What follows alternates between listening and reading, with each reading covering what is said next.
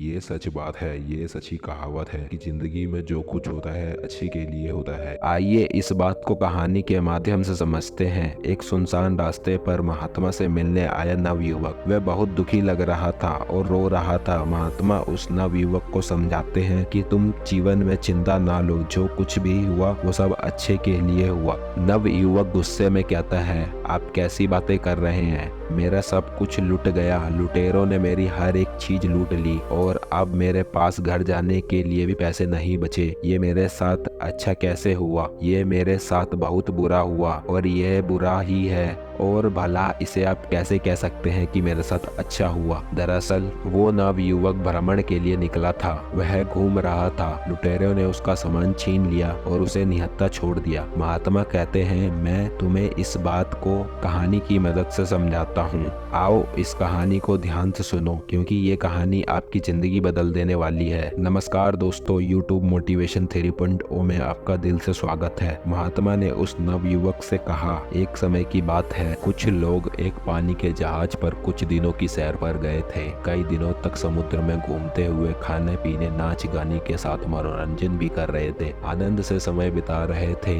एक रात अचानक समुद्र में तूफान आया और वह पानी का जहाज डूबने लगा। तो सभी लोग जीवन नौका में सवार होकर अपने जीवन की रक्षा करने में लग गए और सभी नौकाएं उस जहाज से दूर निकलने लगी। तभी एक व्यक्ति उस जहाज में फंसा रह गया। उसे कोई नौका नहीं मिली तो वह एक रबड़ के ट्यूब के सहारे पानी में कूद गया, पर तूफान इतना तेज था कि कुछ समझ नहीं आ रहा था कि वह किधर जा रहा है। उसे लग रहा था कि उसका जीवन अब समाप्त होने वाला है। इतना घबरा गया कि वह बेहोश हो गया। कुछ देर के बाद उसे होश आया तो उसने देखा कि वह एक द्वीप के किनारे पहुंच गया है। वो बैठा है। वो उठा और आसपास देखा। उसे वहां कोई भी नहीं दिखाई दिया। यह एक सुनसान द्वीप था। शायद यहाँ कोई कभी रहता ही नहीं था। वो बहुत उदास और परेशान हो गया। उसे कुछ समझ नहीं आ रहा था कि वह क्या करे। उसे उसके साथ ही वो जहाज भी नहीं दिखाई दे रहा था जिसमें वो सवार था। उसे कुछ समझ नहीं आ रहा था तो वह एक पेड़ के छांव में बैठ गया और वो सोचने लगा। तभी उसे याद आया कि अगर वो आग लगाकर धुआं करेगा तो शायद उसकी मदद के लिए कोई आ जाए। उसने आसपास जाकर देखा पर उसे कोई सूखी लकड़ी या घास नहीं मिली। फिर उसने अपनी कमीज उतारकर आग लगाने की कोशिश की और कुछ देर में उसे सफलता मिली और आग लग गई, पर उससे धुआं बहुत कम हुआ। तो उसने अपनी पतलून में आग लगा दी। अभी भी धुआं कम था। उसने अपने सारे कपड़ों में आग लगा दिया, पर धुआं इतना भी नहीं हुआ कि कोई उसे देख पाता और आग बुझ गई। वो ऊपर की तरफ देख रहा था और भगवान को इस हालत के लिए कोसने लगा। अब उसे यकीन हो गया कि वो अब यहाँ फंस चुका है। कुछ देर सोचने के बाद उसने द्वीप के अंदर जाकर रहने के लिए संसाधन जमा करने का निर्णय लिया। कुछ देर की खोज करने के बाद उसे एक अमरूद का और एक आम का पेड़ दिखा। उसने उसमें से कुछ फल तोड़े और किनारे वापस आ गया। द्वीप के किनारे नारियल के पेड़ के नीचे कुछ टूटे नारियल भी मिल गए उसे। उसने जैसे तैसे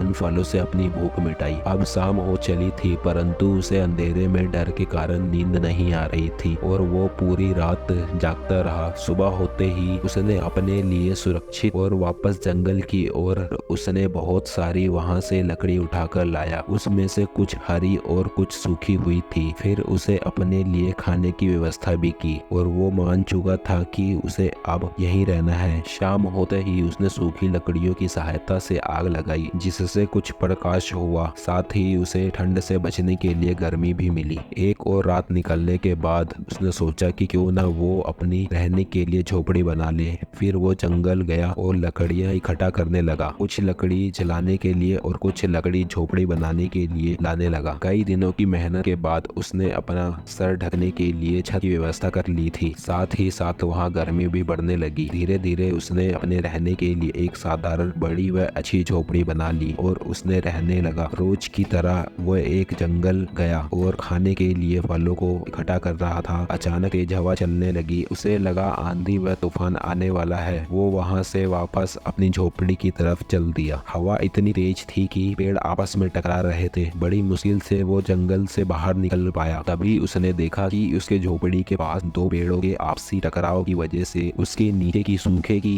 झड़ी में आग लग गई। वो तेजी से झोपड़ी की तरफ जाने लगा, लेकिन जब तक वो पहुंच पाता तब तक झोपड़ी में आग लग चुकी थी। उसका दिल टूट गया था। कई महीनों की मेहनत उसके सामने जल रही थी। कई महीनों तक उसकी मेहनत उसके सामने जल रही थी। वो जोर जोर से रोने लगा और भगवान को कोसने लगा। वह बोलने से पहले वह बोला, पहले मुझे निर्जन द्वीप पर फंसा दिया और अब मेरी इतनी महीनों की मेहनतें बने हुए घर में आग लगा दी। मुझे मारना ही चाहते हो तो मुझे मार क्यों नहीं देते? ऐसे बार बार मुझे दुखी करने और परेशान करने में क्या लाभ है? वह बहुत ज्यादा दुखी था और वो बहुत रोया भी। रोते रोते सो गया। कुछ देर के बाद उसे हिलने का एहसास हुआ और कुछ आवाज सुनाई दी। उसने आंख खोलकर देखा तो कुछ लोग आए हुए थे और उसे उठाकर ले जा रहे थे। उसने ध्यान से देखा तो वे लोग नेवी से थे और शिप पर उसे ले जाने के लिए आए थे। वे लोग उसे शिप पर ले गए और डॉक्टर ने उसका इलाज किया। कुछ देर के बाद उसकी स्थिति सामान्य हो गई और सबने पूछा कि तुम इस निर्जन द्वीप पर कैसे पहुंचे और क्या हुआ था तुम्हारे साथ। उसने सारी कहानी अपनी बताई। फिर उसने पूछा कि आप लोगों को मेरे वहां होने के बारे में कैसे पता चला। तो उन्होंने बताया कि जब हम अपने रास्ते से गुजर रहे थे तब हमने इस दिशा में धुआं उड़ते हुए देखा।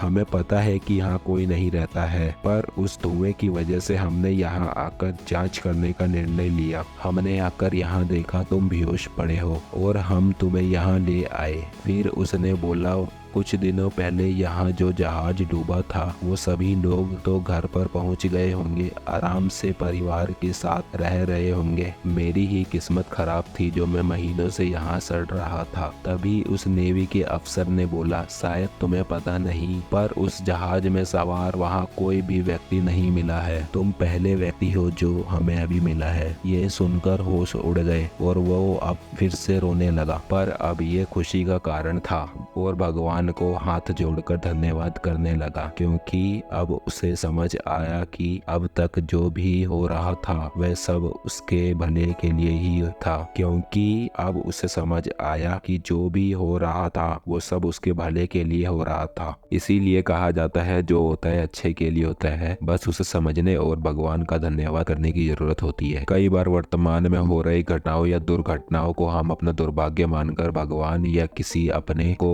का जिम्मेदार मानकर उन्हें कोसते हैं, परंतु कुछ समय के बाद जब हम पीछे मुड़कर उस घटना की वजह से हमारे जीवन में परिवर्तन या और वर्तमान स्थिति को देखते हैं तो समझ आता है जो कुछ हुआ अच्छा ही हुआ था। दोस्तों, अब हम आपको दूसरी कहानी सुनाने जा रहे हैं जिससे आपको और भी समझ आ जाएगा कि जो होता है अच्छे के लिए होता है। तो चलो शुरू करते हैं। ये कहानी एक व्यक्ति की कहानी है। इस कहानी में इस व्यक्ति के साथ बहुत सारी घटनाएं हुई और जब जब इसके साथ घटनाएं हुई तब लोगों ने कहा जो होता है अच्छे के लिए होता है। उस समय इस शब्द से उस व्यक्ति को बहुत गुस्सा आता था, लेकिन जब जिंदगी आगे चलती गई और समय बीता गया तब उस व्यक्ति को अनुभव हुआ कि हाँ, ये लाइन सच है, जो होता है अच्छे के लिए होता है। दोस्तों, हम सब की जिंदगी में बहुत सारी घटनाएं होती हैं। कोई कड़ी मेहनत से सरकारी नौकरी की तैयारी कर रहा है, कोई अपने परिवार से टूट गया है। ऐसे बहुत सारी समस्याएं हैं हमको हमारी जिंदगी में आती हैं और जब हम इन समस्याओं से जूझ रहे होते हैं तब लोग कहते हैं जो होता है अच्छे के लिए होता है। तब हम उन लोगों के ऊपर बहुत गुस्सा आता है, लेकिन जब हम आगे बढ़ते हैं, समय बीता है, तब पता चलता है कि आज जो हुआ अच्छा हुआ, नहीं तो मैं आज इस मुकाम पर नहीं पहुंचता। आज की कहानी एक व्यक्ति की कहानी है जिसके बचपन में कुछ ऐसी घटनाएं हुई जिनसे उसका पूरा जिंदगी बदल दिया। उस व्यक्ति का नाम था सोनू गुप्ता। वह एक गाँव में रहता था। गाँव में एक ही सरकारी स्कूल था। गांव की सरकारी स्कूल की हालत तो आप सब भी जानते हैं। कभी बच्चे आते हैं तो कभी नहीं। तो बच्चे स्कूल आते हैं तो शिक्षक नहीं आते, और जब शिक्षक आते हैं तो बच्चे नहीं आते, और जब दोनों स्कूल आते हैं तो उस दिन छुट्टी हो जाती है। इसी प्रकार सरकारी स्कूल में सोनू गुप्ता पढ़ता था। वह पढ़ाई में ठीक था। जब वह 6ठी क्लास में पढ़ता था तो वह 6ठी क्लास में फेल हो गया। अपनी कक्षा में वह एकमात्र विद्यार्थी था जो फेल हो गया था। बाकी सारे उसके दोस्त पास हो गए में 7वीं कक्षा में पहुंच गए थे। जब सोनू के माता पिता ने सोचा कि सोनू की अच्छी पढ़ाई के लिए उसे शहर भेज दिया जाए, यह पढ़ाई में कमजोर है इसीलिए फेल हो गया, यह सोचकर उसके माता पिता ने शहर के स्कूल में एडमिशन करवाया। और जब सोनू छठी क्लास में फेल हो गया तब उसकी दादी ने उससे कहा जो होता है अच्छे के लिए होता है। ये बात सुनकर सोनू को बहुत गुस्सा आया और वह अपने दादी से कुछ समय के लिए नाराज हो गया था और सोनू को ऐसा लगा था इसमें अच्छा क्या हो रहा है, मैं छठी क्लास में फेल हो गया, अब मुझे अपने माता पिता से दूर रहना है, अब मुझे हॉस्टल में रहना पड़ेगा, मुझे अच्छा खाना नहीं मिलेगा। लेकिन आसपास वालों ने यही समझाया बेटा जो होता है अच्छे के लिए होता है। सोनू के लिए स्कूल भी नया था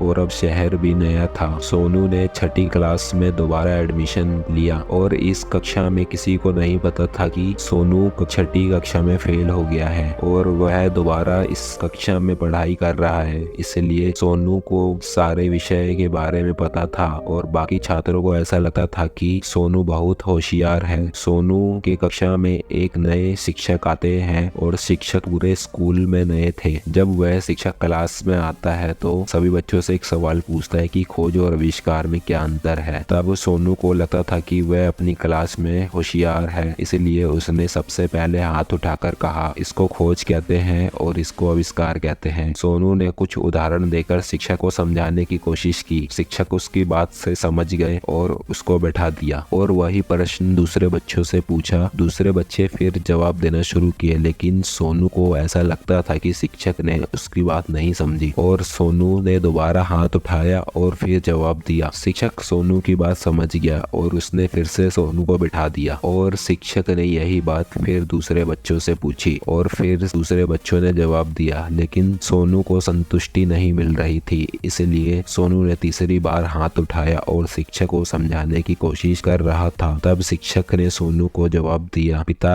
ने तुम्हारे माता की खोज की और तुम्हारा आविष्कार किया। अब सोनू को समझ में आया कि खोज और आविष्कार में क्या अंतर है। अब सोनू की पढ़ाई अच्छी चल रही थी। सोनू के नए नए दोस्त बन गए थे। अब सोनू 9वीं क्लास में चला गया था। सोनू की दोस्ती यारी बहुत कम बच्चों से हुई थी, लेकिन की दोस्ती बहुत मजबूत थी। दोस्तों ये ऐसी उम्र होती है जिस उम्र में हमारे बहुत सारे दोस्त बनते हैं। दोस्तों ये ऐसी उम्र होती है जिस समय में हम अपनी जिंदगी में बहुत सारे लोगों से मिलते हैं और जो लोग हमको पसंद आते हैं, उनके विचार हमको अच्छे लगते हैं, उनके साथ हमारे संबंध बन जाते हैं, जिसे दोस्ती कहते हैं। सोनू ने भी कुछ छात्रों के साथ दोस्ती कर ली थी। इन छात्रों ने मिलकर अपनी एक यूनिटी बना ली थी और कुछ दिन इन छात्रों की लड़ाई दूसरे छात्रों से हो गई। सोनू भी अपने दोस्तों के साथ देने लगा। सोनू भी अपनी दोस्तों के साथ देने के चक्कर में उस लड़ाई में शामिल हो गया और लड़ाई का परिणाम ये आया, उस स्कूल ने सोनू और उसके कुछ दोस्तों को स्कूल से निकाल दिया। सोनू को स्कूल बहुत अच्छा लगता था और स्कूल में कुछ शिक्षक ऐसे थे जो सोनू को पसंद करते थे और जब सोनू को स्कूल से निकाला गया तब उन शिक्षकों ने इतनी बड़ी बात नहीं हुई थी कि सोनू को स्कूल से निकाल दिया जाए, लेकिन स्कूल मैनेजमेंट ने तो अपना काम कर दी थी और उसने सोनू को स्कूल से निकाल दिया। जब सोनू को स्कूल से निकाला गया और सोनू जब अपने शिक्षकों से मिलने के लिए गया तब उसके शिक्षकों ने सोनू से कहा जो होता है अच्छे के लिए होता है। सोनू की जिंदगी में ये लाइन दोबारा गूंजने लगी, मेरा स्कूल छूट रहा है,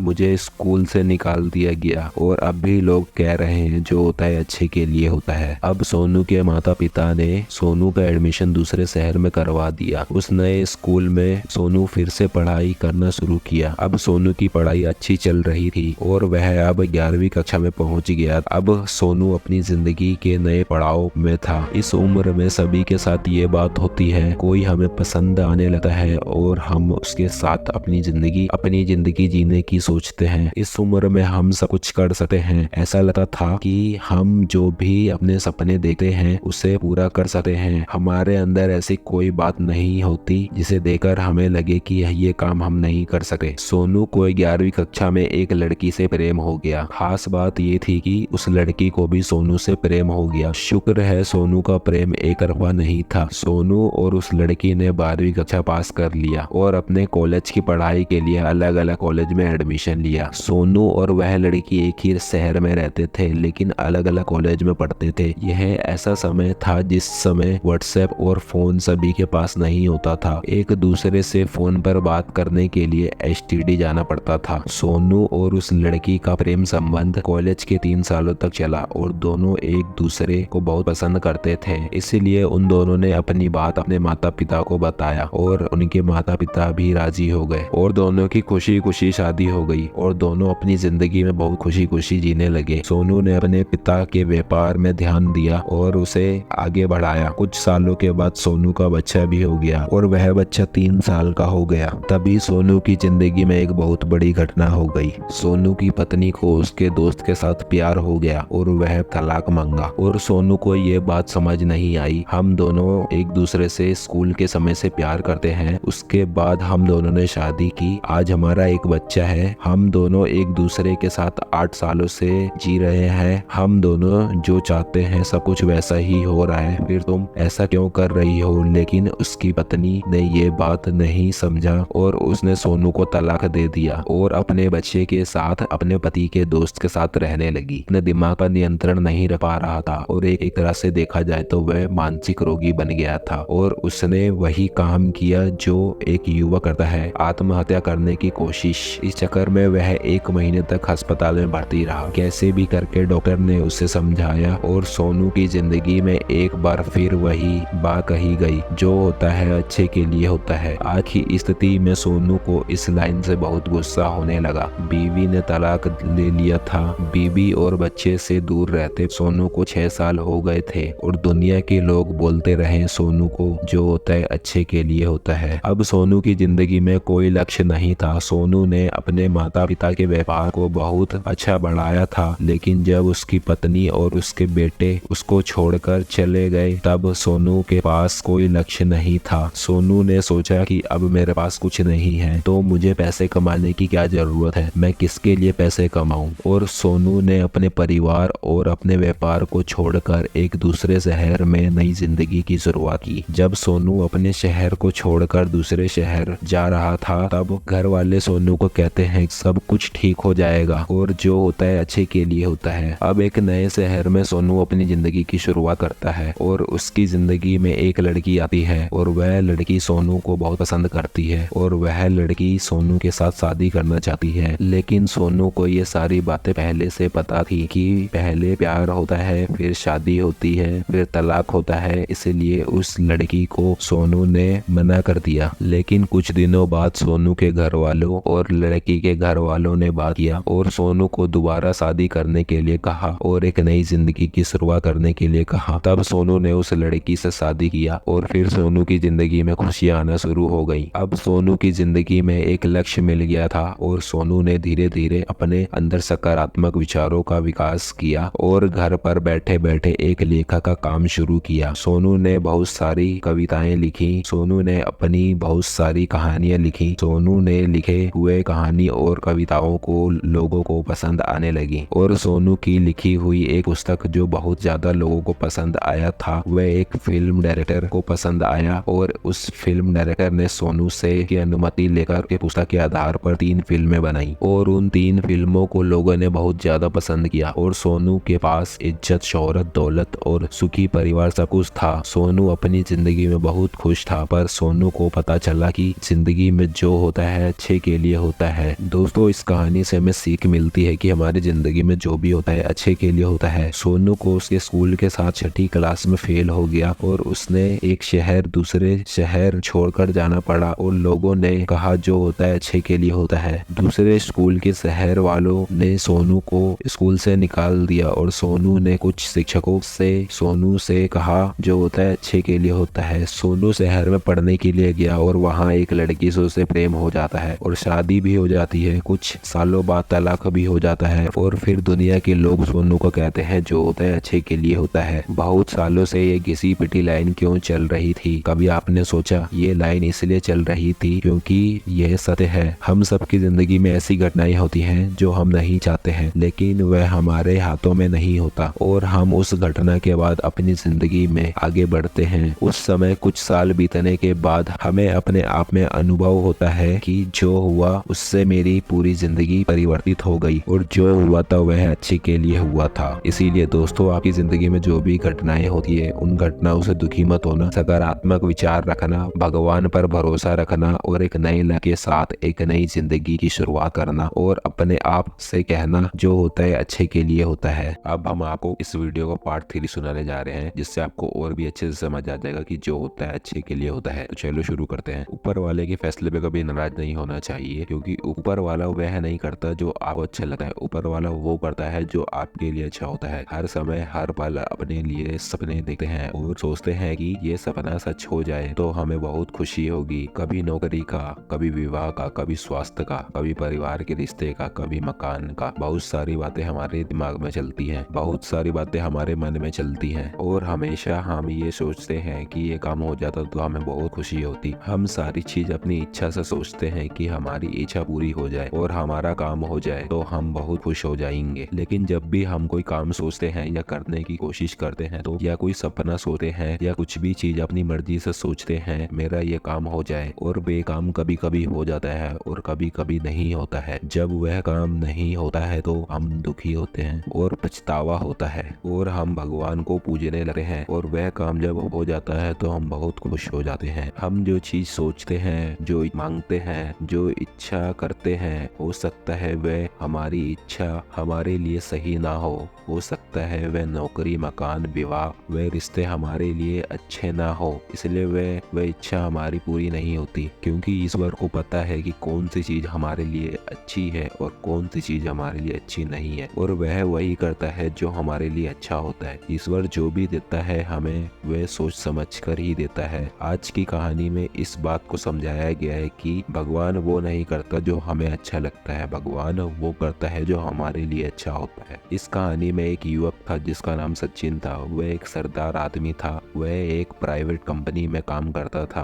वह 2 साल से उस कंपनी में काम कर रहा था और भगवान को धन्यवाद देता था कि आपका बहुत बहुत धन्यवाद जो मुझे इस कंपनी में नौकरी मिल गई। वह भगवान की पूजा पाठ में हमेशा लगा रहता था। वह धार्मिक प्रवृत्ति का युवक था। वह मुंबई शहर में रहता था, लेकिन उस कंपनी में उसकी उन्नति नहीं होने के कारण वह परेशान रहता था और उसकी सैलरी भी नहीं बढ़ रही थी। दोनों वजह से परेशान रहता था। वह प्रतिदिन मंदिर जाता था और भगवान की पूजा करता था। वह हर क्षण भगवान को याद करता था और हर चीज के लिए भगवान को धन्यवाद करता था। वह जब भी अपने घर से निकलता था तो भगवान का धन्यवाद देता, और जब घर अपने आता तो भगवान को धन्यवाद देता। वो 24 घंटे में से जितना भी समय मिलता उस समय वो भगवान को याद करता और भगवान का धन्यवाद देता। वह कंपनी में 2 साल से काम कर रहा था और 2 साल से उसकी सैलरी नहीं बढ़ी थी, इसलिए थोड़ा परेशान था, क्योंकि मुंबई बहुत महंगा शहर था और वहाँ हर चीज महंगी थी।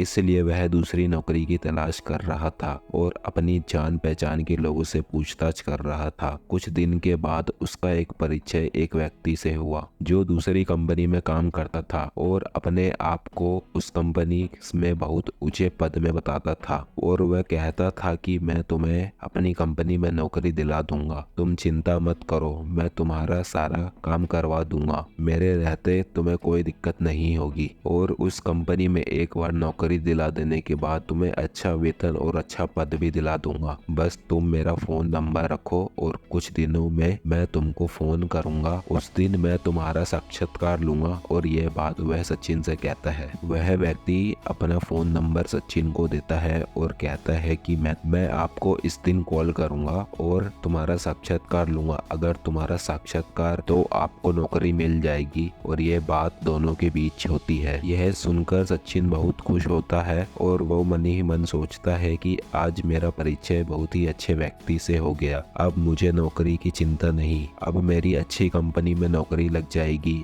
और मुझे अच्छा वेतन मिलेगा और मुझे अच्छा पद भी मिलेगा। ये सोचकर सचिन मन ही मन खुश होता है और वह सपने देखने लगता है कि कुछ दिन बाद मेरे पास घर होगा, गाड़ी होगी, मैं शादी करूंगा। यह सारे सपने वह देखने लगता है और अपने साक्षात्कार के दिन का इंतजार करने लगा है। अब सचिन के दिमाग में एक बात आती है कि जल्दी से मेरा साक्षात्कार हो और मैं इस कंपनी को छोड़कर दूसरी कंपनी में लग जाऊं। यह बात उसके उसके दिमाग में चलती रहती है और मन में सवाल उठते रहते हैं कि उस व्यक्ति का फोन कब आएगा और उस फोन में वह मुझसे क्या क्या सवाल पूछेगा। यह बात उसके दिमाग में चलती रहती है और अगले कुछ दिनों में उसका साक्षात्कार का दिन आ जाता है। सचिन अपने पूरी तैयारी के साथ अपने घड़ी में अलार्म लगाता है जल्दी उठने के लिए और सारे प्रश्न की तैयारी करता है जो उससे सवाल पूछे जा सकते हैं और वह सो जाता है। सुबह जब वह उठता है तो देखता है वह देर से उठा और उसकी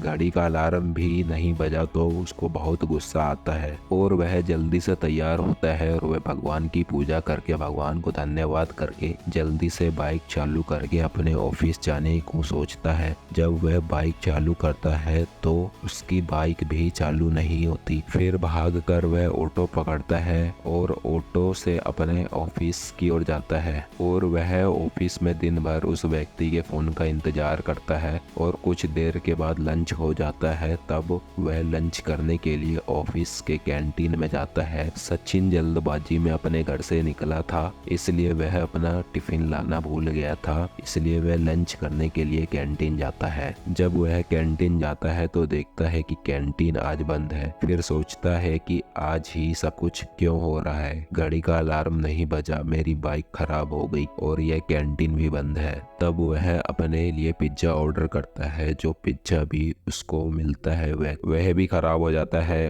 और उसे आधा खाता है आधा फेंकता है और फिर अपने ऑफिस काम करने के लिए चला जाता है। फिर शाम को ऑफिस से घर जाता है, फिर भगवान को धन्यवाद देता है और भगवान की पूजा करता है और कुछ देर के बाद उस व्यक्ति का फोन आता है और उस व्यक्ति के साथ सचिन बात कर रहा होता है, लेकिन कुछ देर के बाद फोन बंद हो जाता है। तब सचिन को बहुत गुस्सा आता है। आज दिन भर फोन का इंतजार कर रहा था और वह व्यक्ति से बात होते होते बात कट गई और फोन बंद हो गया और यह सोचते सोचते कब उसको नींद लग जाती है उसे भी पता नहीं चलता और सपने में सचिन को भगवान के दर्शन होते हैं। जब सचिन भगवान से कहता है मैं तो आपका भक्त हूँ, क्यों मेरा आज का दिन खराब हुआ? तब भगवान कहते हैं कि आज का दिन तुम्हारा मेरी मर्जी से खराब हुआ है। मैंने सुबह तुम्हारी घड़ी का अलार्म खराब कर दिया जिससे तुम देर से उठो और आज सुबह तुम्हारी बाइक को भी मैंने ही खराब किया था और तुम टिफिन ले जाना भूल गए तो तुम्हारा कैंटीन बंद किया क्योंकि कैंटीन का खाना खराब था। अगर तुम उस कैंटीन का खाना खाते तो बीमार पड़ जाते। और सबसे महत्वपूर्ण बात, जिस व्यक्ति का तुम फोन का इंतजार कर रहे थे उस समय वह फोन डिस्कनेक्ट हो गया और वो फोन बंद हो गया। वह इसलिए हुआ क्योंकि जिस व्यक्ति से तुम बात करना चाहते थे वह एक नंबर का ठग है, वह लालची है, वह तुम्हें धोखा देना चाहता था और मैंने तुम्हें उस धोखे से बचा लिया। यह सब मेरी मर्जी से हुआ। ये सब बातें मैं तुम्हें इसलिए बता रहा हूँ क्योंकि तुम मेरे सबसे बड़े भक्त हो, इसलिए मैं तुम्हारी भलाई चाहता हूँ।